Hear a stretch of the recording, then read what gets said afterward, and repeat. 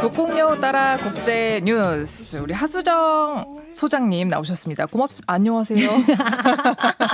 네, 안녕하세요. 늘 고마운 고맙습니다. 우리 소장님. 새해 복 많이 받으시고요. 새해 복 많이 받으세요. 네, 국제 뉴스 해야 되는데 뉴스가 북극여우가 눈여겨본 뉴스도 굉장히 중요한 뉴스 가지고 오셨죠? 네, 흥미로운 뉴스입니다. 도널드 트럼프 대통령이 취임 첫날 행정명령으로 바꾼 여러 가지를 정리해 보았습니다. 네, 트럼프가 진짜 하루 만에 많은 일을 했더라고요. 임기 내에 했던 일을 다 한 것 같은데요.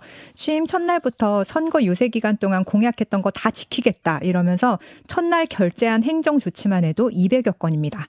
거의 1년치 일을 하루 만에 다 한 것 같은데 먼저 트럼프 대통령이 2기 취임 첫날 서명한 첫 번째 행정명령이 뭔지 아세요?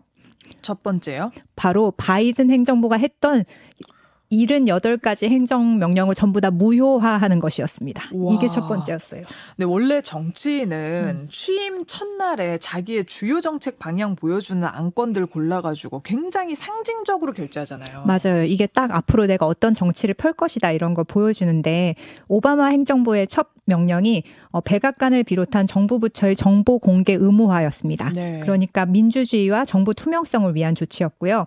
우리나라를 예로 들면 문재인 전 대통령 같은 경우에는 취임 첫날 일자리위원회 설치 및 운영 방안을 첫 번째 업무 지시로 내리면서 결제를 했고요. 네. 박원순 전 서울시장 같은 경우에는 취임 첫날 첫 결제 공립초등학교 5학년 6학년 무상급식 예산 지원안이었습니다. 야, 그러면 이쯤에서 궁금해지는 게 있죠. 지금 현 대통령의 첫 결제 뭐였나요? 제가 이걸 찾아보고 사실 좀 놀랐어요. 뭐였냐면 윤석열 대통령은 취임 첫날 새벽 0시에 군 통수권을 넘겨받는 것으로 첫 공식 업무를 시작했습니다. 근데 우리나라 대통령은 이렇게 하지 않아요?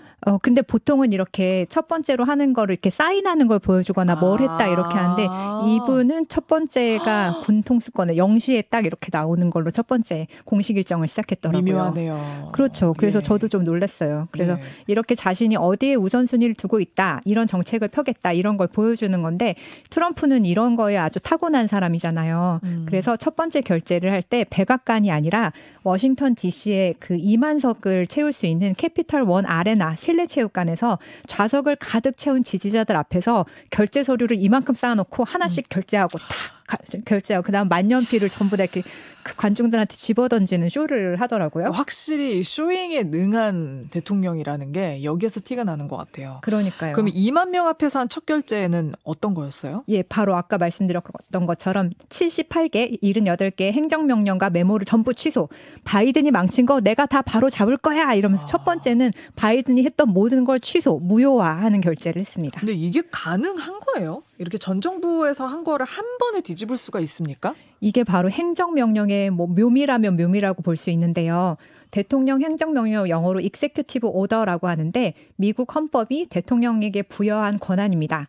대통령이 어떤 정책을 펴고 싶어도 만약에 야당의 힘이 셀 경우에는 의회의 승인을 거치지 않으면 아무것도 할 수가 없잖아요. 네. 근데 이 행정명령은 의회를 거치지 않고도 시행할 수 있는 거예요.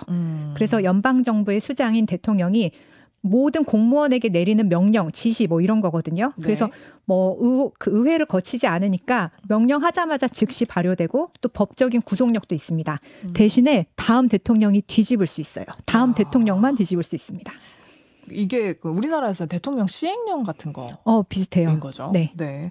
근데 이건 어찌 보면 이렇게 막 뒤집어내면은 대통령이 멀건 아닌가라고 생각하시는 분들도 있을 것 같거든요. 이거 반대할 수 있는 장치는 없어요? 물론 헌법에 위배된다면서 소송을 걸 수도 있고 바로 지금 소송이 들어온 건들도 있고요. 그다음 의회에서 시행령을 제안하거나 예산 배정을 안 하는 식으로 비토를 할 수는 있습니다. 근데 이렇게 하려면 약간 또 시간이 걸리겠죠. 시행령은 즉시 발효가 되니까요. 예. 우리가 기억할 만한 행정명령도 있었나요? 네, 우리 모두가 아는 행정명령이 있어요. 뭐냐면 에이브러함 링컨 대통령의 노예 해방. 이게 바로 첫 번째 행정명령이었습니다. 예. 그리고 2017년에 트럼프 대통령 첫 임기 때 했던 행정명령이 오바마 케어 실행 보류. 일기 때. 네. 예. 바이든 정부가 4년간 추진한 주요 정책을 뒤집는 걸로 이제 트럼프가 공식 행보를 시작을 한 건데 어떤 내용들 포함되어 있었어요? 바이든이 추구했던 거를 보면 이제 바이든의 방향이 드러나고 이걸 다 뒤집었으니까 역으로 트럼프가 추구하는 방향도 보이는 거거든요. 선명하게. 그래서 예상을 하셨을 텐데 과거 바이든이 서명한 행정명령 중에는 이민 정책이 많았습니다. 네. 난민 입국 프로그램 확대, 이민자 가족 분리 정책 중단, 서류 불충분 어린이, 청소년 추방 유예 제도, 다카라고 해서 이건 굉장히 유명한 프로그램이었어요. 그 어쨌든 이민자 친화적이었던 거죠? 맞아요. 이민자를 다시 돌려보내는 과정이라든지 아니면 입국을 대기하는 과정에서 발생할 수 있는 인권 침해를 완화할 수 있는 장치라고 보면 됩니다. 네, 자세히 설명을 좀 해주시면요. 이게 아까 다카를 좀 중심으로 말씀을 드리면 서류 불충분 어린이 청소년 추방 유예 제도 이런 거는 가족이 함께 왔을 때 예전에는 부모랑 따로 떨어뜨려서 있게 했어요. 그럼 아이들이 굉장히 불안할 거잖아요. 그래서 같이 머무르게 해줬고 그리고 2012년에 오바마 행정부에 의해서 이제 도입된 건데 이거는 서류 상태가 좀 미비하다고 해도 16세 이전에 미국에 입국했거나 아니면 직전 5년 동안 미국에 거주한 비교적 젊은 불법 체류자는 추방을 유예해주고 또 허가증을 취업 허가증을 준다던가 아니면은 과거에는 미군에 입대할 수도 있게 해줬었어요. 그래서 미군도 사실 군 입대자가 계속 줄고 있기 때문에 이런 통로를 열어주었습니다. 네, 자 듣다 보니까 이런 제도가 있었기 때문에 사람들이 목숨을 걸고 국경을 넘어온 거 아닌가 싶어요. 그래서 불법 이민자 추방을 공약으로 내건 트럼프 입장에서 보면 폐지가 당연해 보이기는 해요. 맞아요. 이런 구제책이 일종의 어떻게 보면은 불법 체류의 유인으로 작용한 점도 있는데요. 그럼 과거 정부에서 왜 이런 정책을 유지했을까요? 불법 체류자가 미국 경제에 나쁘기만 한 게 아니거든요. 미국의 불법 체류자가 지금 현재 몇 명이나 되느냐? 2024년 3월 추정치로 1,400만 명이에요. 그러니까 우리나라 경기도 인구 전체와 같습니다. 네. 근데 이들 중에서 77% 1,000만 명이 넘는 수가 5년 이상 미국에 거주를 했고 불법이긴 해도 그리고 이런 불법 체류 노동자의 수만 해도 850만 명이거든요. 근데 이 사람들이 불법 체류하는 사람들이 주로 어떤 일에 종사하느냐? 건설, 농업, 서비스업. 우리나라랑 비슷한데요? 그렇죠. 그래서 일이 고되고 또 보수가 상대적으로 적은 분야에서 불법 체류자들이 일을 하고 당연히 초과 근무도 더 많고 환경도 안 좋겠죠. 그래서 우리도 외국인 근로자 없으면 건설 현장이 마비되고 농사철이나 추수철에는 일할 사람이 없다. 그래서 지금 우리가 먹는 가격으로 과일이나 야채를 먹기가 어려워질 거다. 이렇게 얘기를 하는데 이게 미국에 이 사람들이 오면 또 이 노동력을 공급하는 거 싼 노동력뿐만이 아니라 이들도 소비를 하잖아요. 그렇죠. 그러니까 어떻게 보면 굉장히 큰 경제 한 축이 되는 거예요. 그러면 결국 미국 경제에 나쁘기만 한 건 아니라는 거잖아요. 미국 이민협의회가 2024년 작년에 발표한 자료에 따르면 이 이민자들을 대규모로 일시에 추방을 할 경우에 미국 GDP가 거의 5%, 4.2에서 6.8%가량 감소할 것이라고 합니다. 그래서 이민자가 미국 경제에 기여하는 부분도 있는데 예를 들면 이 불법 체류자도 세금을 내요. 네, 예. 왜냐하면 원천 징수를 하다 보니까 미국에서는 떼고 우리처럼 주는구나. 주민등록번호가 없어도 일을 할 수가 있잖아요. 네. 통장도 개설할 수 있고 그러다 보니까 연방세, 지방세, 사회보장세 이런 게 원천 징수로 다 내는데 그리고 그 돈이 우리 돈으로 한 140조가 넘는데요. 그런데 오히려 세금을 내는데 사회보장 혜택을 못 받는 상황이 되죠. 그래서 실리적인 관점에서만 보자면 불법 이민자에게 합법적 지위를 부여하는 것이 어쩌면 경제적으로 더 큰 이득이 될 수도 있다. 이런 연구도 있어요. 그러게요. 들어보니까 그러네요. 세금 받을 건 다 받았는데 해줄 건 안 해주니까. 그런 셈이죠. 어떻게 보면. 그럼 단점은요? 단점은 트럼프 지지자들이 분노하듯이 일자리 경쟁이 있는 거죠. 그래서 저숙련 노동시장의 일자리를 빼앗거나 노동자 입장에서는 또 싼 노동력으로 일을 할 사람이 있으니까 그러니까 이 처우가 개선이 되지 않는 거예요. 그래서 고용하는 사람 입장에선 좋겠지만 노동자 입장에서는 임금 하락 압박의 주 원인이 됩니다. 근데 이 일자리 경쟁이 발생하는 분야가 아까 말씀드렸듯이 저숙련 그리고 또 불법 이민자들이 대부분 미국인들이 기피하는 직종에서 일을 하다 보니까 네. 이게 결국은 이런 상황이 계속된다면 법률이 느슨하게 집행되는 이런 문제가 생기잖아요. 그래서 사회적인 비용이 초래되고 개토가 발생할 수도 있고 또 이중 문화 등의 문제가 생길 수가 있겠죠. 네. 어떻든 트럼프는 지지자들한테 나 이민자 다 내쫓겠다 이렇게 약속을 했기 때문에 첫날 행정명령을 통해서 미국의 남부 국경, 멕시코와 맞댄 국경에서 국가 비상사태를 선포했어요. 그래서 네. 군대가 다 배치가 됐고 물리적인 장벽도 연장하고 그다음에 신속 추방 절차를 전국으로 확대하는 행정명령에도 서명을 했습니다. 네. 근데 안 그래도 이번에 트럼프를 뽑은 사람들이 히스패닉이나 이민자들이었다고 네. 들었거든요. 맞아요. 들으면서 이거야말로 진짜 사다리 걷어차기구나라는 생각이 들어서 맞아요. 좀 정확합니다. 참혹했습니다. 근데 출생 시민권 제한 행정명령에도 서명했다고 하더라고요. 맞아요. 소위 원정 출산 들어보셨죠? 네. 이게 미국에서 아이를 낳으면 미국의 시민권자가 되잖아요. 저 이 시민권자라는 말도 어떻게 보면 우리가 미국을 바라보는 게 보이는데 그쵸. 왜냐하면 우리가 무슨 이란 시민권자 이렇게 하진 않잖아요. 네. 그러니까 그냥 국적이라고 할 텐데. 그냥 사람 위에 있는 게 미국 시민권자인가라는 생각이 들 정도로. 그래요. 그래서 한국에서도 과거에 많은 사람들이 병역 의무를 회피하거나 아니면 이후에 학비 면제 등을 위해서 미국에 가서 자녀를 출산하고 온 경우가 많았는데 이 미국은 속지주의라서 부모의 국적과 상관없이 미국에서 태어난 아이에게는 미국 국적을 부여하는 출생 시민권 제도가 있었습니다. 그래서 비행기에서 나와도 맞아요. 미국 애라고. 비행기에서 나오면 양쪽 모두의 국적을 가질 수 있어요. 그러니까 와. 출발하는 나라, 도착하는 나라. 네. 그래서 근데 이번에 서명한 트럼프의 행정명령 중에서는 이 출생 시민권 제한. 그래서 미국에서 태어났다고 다 미국인 아니다. 부모 중에 최소 한 명은 영주권자나 시민권자여야 된다. 그래서 부모가 만약에 임시비자, 관광, 학생, 취업비자 소지자인 경우에는 시민권 못 준다. 이런 뜻입니다. 근데 이거는 미국 역사를 통틀어서 하기 어려운 결정 아니에요? 맞아요. 미국의 수정헌법 14조에서 미국에서 태어나거나 미국에 귀화한 모든 사람은 미국과 그 거주하는 주의 시민 이렇게 규정을 했거든요. 이게 무려 1868년에 채택한 법규라서 미국 법의 아주 근본이 되는 정체성을 상징하는 내용인데 근데 이렇게 트럼프가 출생 시민권 제한 행정명령에 서명을 하자마자 곧 이어서 미국 전역 22개 주에서 위헌 소송을 제기했습니다. 야. 그래서 서명한 지 3일 만인 1월 23일에 첫 번째 열린 시애틀 연방법원에서 이걸 위헌으로 판단을 했어요. 아, 그러면 시애틀에서 낳은 아이는 괜찮은 거예요? 네, 일단 이게 정지가 됐어요. 이 행정명령으로 정지가 된 상태고 그리고 이걸 기준으로 다른 주에서도 다 이렇게 해 나가겠죠. 그래서 네. 이렇게 태어나는 아이들이 1년에 25만 명 정도 된다고 하는데 그러면 아마 이 주를 피해서 옮겨 다녀야 되겠죠. 근데 25만 명이면 1년에 우리나라 한 해 출생아 수보다 많은 거예요. 아, 그러네요. 24만 정도 될 거예요. 우리나라가 그러네요. 2024년에. 와. 근데 이 불법 체류자 문제가 단순하게 흑백으로만 볼 수 있는 게 아니다라는 생각이 드는데 우리나라에도 좀 시사점이 있을 것 같아요. 맞아요. 다음으로 트럼프가 첫날 한 일은 뭔가요? 많이 뉴스에서 보셨을 텐데 파리 기후협약 탈퇴입니다. 진짜 우려했던 모든 것을 하고 있어요. 이 미국이 유엔 기후변화 협약 관련 모든 협정에서 탈퇴를 했는데요. 2017년 첫 임기 때도 사실 탈퇴를 했었죠. 그리고 21년에 바이든이 취임하면서 재가입을 해서 번복이 됐었는데 4년 만에 다시 탈퇴를 했습니다. 왜 그런 거예요? 이게 제가 트럼프가 아니니까 속마음을 알 수는 없지만 트럼프의 말이나 행보에서 드러나는 지점에서 유추를 하자면 이 기후변화 그리고 이 파리 컨벤션에 가입한 게 돈이 많이 들기 때문이에요. 철저한 돈의 논리. 그렇죠. 왜냐하면 이 파리 기후협약 탈퇴의 핵심이 뭐냐. 트럼프의 행정명령을 이렇게 꼼꼼하게 살펴보면 그 핵심이 국제기후금융 계획을 전면 철폐한다, 전면 폐지한다 이런 거거든요. 네. 이걸 조금 살펴보면 혹시 친환경, 유기농, 지속가능 이런 표시가 붙은 제품 자주 사세요?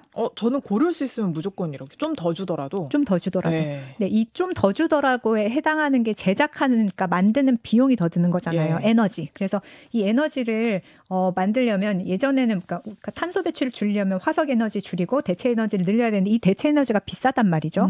그래서 지금의 기술과 인프라로만 보면 석탄이나 석유를 쓰는 게 이게 더 싸요. 그러니까 이게 왜냐하면 신규 투자를 해야 되잖아요. 시설 투자도 해야 되고. 그래서 왜 굳이 비싼 재생에너지 쓰냐? 그냥 미국은 기름으로 돌아갈 거야. 드릴 베이비 이러면서 이제 석유하고 가스 채굴을 확대하기로 했고 하지만 이제 파리 컨벤션으로 돌아오면 기후 금융으로 돌아오자면 굳이 이 비싼 재생에너지를 생산하거나 쓰게 하려면 유인책이 필요하니까 우리 선진국이나 기술 개발에 여력이 있는 나라에서 돈을 좀 더 내자. 그래서 이걸로 금융 그러니까 펀드 같은 기금을 만들어서 조금 필요한 나라에도 빌려주고 아니면 기술 개발하겠다는 뭐 기업에도 지원을 해주고 이렇게 하자 이런 약속인데 이 돈을 내기가 싫은 거예요. 그래서 그 트럼프 행정명령을 보면 미국 납세자들의 돈이 불필요하게 다른 나라에 지원되고 있다. 국무부, 재무부, 국제기후, 금융과 관련된 모든 금전적 약속 즉시 중단 또는 철회해라. 그리고 국제기후, 금융과 관련된 모든 자금 지원도 동결해라. 그리고 관련 부처는 30일 이내에 정책 폐지 계획 제출하고 예산처에서는 10일 이내에 동결된 자금 회수해라. 이렇게 발표를 했습니다. 진짜 짠돌이에요. 그렇죠. 세금을 이렇게 자기 돈처럼 여기는 걸 좋다고 봐야 되나 나쁘다고 봐야 되나. 네. 할 건 해야 되는데 그렇죠. 결국에 파리기후협약에서 약속한 지원금 이거 내기 싫은 거잖아요. 네. 핵심은 그거예요. 기후변화가 거짓말이고 이런 것보다 이 돈을 내기 싫은 게 핵심인 것 같고 또 국제보건기구 WHO에서도 탈퇴했거든요. 그리고 그 이유도 이렇게 살펴보면 뭐 WHO가 중국 등 일부 회원국의 정치력에 휩쓸린다. 코로나 대응도 잘 못했다. 그리고 핵심 UN 회원국 중에 미국이 불공평하게 많은 비용을 부담하고 있다. 그래서 이 WHO 전체 기금의 18%를 미국이 부담하고 있는데 탈퇴하면 안 내도 되잖아요. 네. 그래서 이렇게 뭐 전에도 추진했었는데 이번에도 그런 거고 그리고 뭐 평화를 이름으로 내걸긴 하지만 이스라엘 가자 전쟁, 러시아 우크라이나 전쟁 이거 종전해라 빨리 빨리 평화 협정 맺어라 이것도 우리 거기다 돈 쓰기 싫어. 거기다 무기 보내기 싫어. 군사 지원하기 싫어. 이게 그 속내인 것입니다. 네. 그 밖에 눈에 띄는 명령은요? 취임사에서 오늘부터 미국 정부의 공식 정책상 남성과 여성 이 두 가지 성별만 존재한다 이렇게 선언을 했어요. 그러면서 DEI 다양성, 형평성, 포용성 정책을 폐지하는 명령에 서명을 했는데요. 학교나 미술관 등 공공기관이나 시설에서 성소수자, 인종소수자, 뭐 다양한 소수자 관련 프로그램이나 지원책이 다 사라지게 되고요. 그다음 대학하고 기업에서도 소수자 할당 프로그램을 없애고 있습니다. 그래서 이게 우리는 능력주의로 돌아간다 이런 뜻이거든요. 소수자 이거 배려하는 게 사실 이게 능력주의자들한테 차별 아니냐. 능력 좋은 사람들한테 차별 아니냐. 그래서 인종, 장애 뭐 오랜 시간 동안 참여해서 어떤 참여권을 획득한 이런 영역이 아마 위축될 위기에 처한 게 아닌가 이런 우려가 많아요. 그걸 다 떠나서 성소수자나 인종소수자들 다 미국 사람이잖아요. 그렇죠. 그런데 이제 미국에는 남, 여 둘만 존재한다. 예. 근데 지난 2020년 국회의사당 폭동 사태 때 가담한 자신의 지지자를 사면도 했다면서요. 그렇죠. 트럼프 대통령이 지난 2020년 대선에서 패배를 한 후에 부정선거 의혹을 제기하면서 되게 많이 듣던 말이죠. 결과에 불복한다 이렇게 수차례 말을 했고 트럼프 지지자들은 조 바이든 당시 이제 당선인이 대통령으로 인준되는 그 과정을 막기 위해서 2021년 1월 6일에 의사당으로 난입해서 폭동 사태를 일으켰습니다. 전 세계가 그 사태를 지켜보면서 그 막 건물에 기어 올라가고 부수고 창문 부수고 이러면서 민주주의의 종말 아니냐 이렇게까지 얘기를 했었는데 서부지법이요? 그러니까요. 이게 너무 똑같아요. 그래서 이상한 게 이번에 트럼프가 당선됐잖아요. 부정선거 얘기 안 해요. 그렇죠. 그러겠죠. 네. 그래서 대한민국의 법원 난입 사태 너무 여러모로 정말 유사한데 참고로 당시 의회 난입 폭동을 주도했던 이 극우단체 대표가 각각 징역 22년과 18년을 선고받았었습니다. 그리고 트럼프가 임기 첫날 이 극우단체 대표와 중범죄자를 포함해서 자신의 지지자 1,500명을 사면을 하고 14명을 감형했습니다. 이야.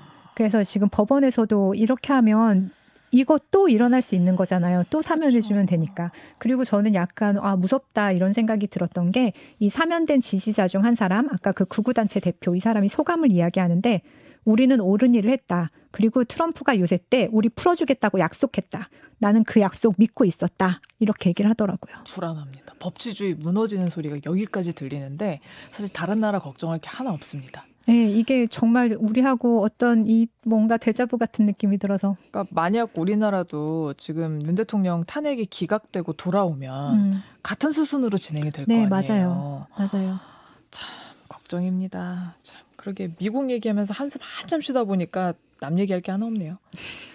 그나저나 PD님이 물어보셨는데 세뱃돈 얼마나 받으세요? 제가요? 아니 받으셨었어요? 어렸을 때 얼마나? 어렸을 때. 네. 저 어렸을 때는 10,000원? 10,000원이요? 네. 중국도 지금 춘제라서 네. 그 세뱃돈 문화가 중국에도 있다 그러더라고요. 오. 그래서 중국에서 세뱃돈 지도를 만들었어요. 지역별로 얼마나 주나. 거기도 빈부격차가 심한가요? 너무 심하더라고요. 그래, 얼마나 차이나요? 우리보다 훨씬 심하더라고요. 얼마나? 이 동부 있잖아요. 상하이 있고 막 이쪽은 진짜 많이 주고요. 많이 주는 데는 200만 원도 있어요. 어머. 그리고 그래서 직장인들이 설에 내려가기가 걱정된대요. 조카들한테 이 세뱃돈을 주는 것 때문에. 부모님들도 그래 자식이 오는 게 무섭대요. 그리고 또 요즘 아이들이 막 인증하잖아요. 얼마 받았다고. 그러니까 그것 때문에도 더 힘든 거예요. 그래서 많이 주는 곳은 200만 원, 뭐 상하이 30만 원, 베이징 50만 원 이렇게 평균액이 책정이 돼 있고. 인플레이션이 너무 심하네요. 네, 그리고 뭐 다른 곳은 뭐 10,000원 주는 데도 있고 그런데 그래서 지방 정부에서 아예 지침을 내렸더라고요. 어떻게 얼마 이상? 적정선은 김영란법처럼 20위안이다. 우리로 치면 8,000원 가량. 이렇게 해서 지침을 내렸지만 뭐 지침이 지켜질지는 모르겠네요. 뭐 현금 거래하는데 누가 알겠어요. 그러니까요. 자, 춘제 대이동 중이라 중국도 우리나라처럼 엄청 움직이는데 여기는 제가 놀래서 다시 물어봤거든요. 90억 명이 이동 중이래요. 아이고. 제가 9억이 아니라 90억이에요? 이렇게 다시 물어봤거든요. 네. 맞다고 하더라고요. 그러니까요. 와. 지구의 20%가. 야, 이 정도면은 뭐 공기도 같이 바뀔 것 같아요. 그렇죠. 그렇죠. 와. 자, 그래서 등려군의 천밀밀 준비했습니다. 자, 하수정 북유럽연구소 소장과 함께했습니다. 고맙습니다. 감사합니다.